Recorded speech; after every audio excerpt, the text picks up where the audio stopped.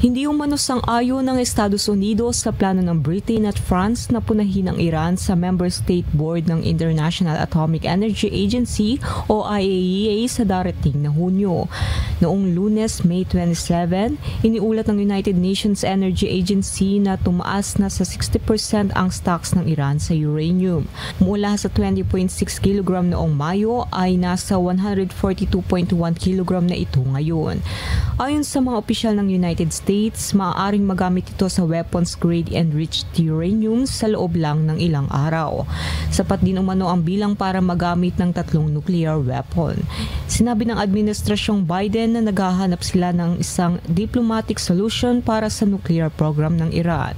Nangangamba rin itong magiging pabago-bago ang Iran lalo na't papalapit ang eleksyon matapos masawi si President Ebrahim Raisi sa helicopter crash. Nagbabala naman ang mga European diplomats na ang hindi pagkilos ay pagpapasama sa pamumuno ng IAEA. Pinapababa din umano nito ang kredibilidad ng West sa Iran. Huling nagpasa ng resolution ang IAEA noong November 2022 na naglalayong pigilan ang Iran sa kanilang nuclear advances. Era Angeles, humahataw sa balita ngayon.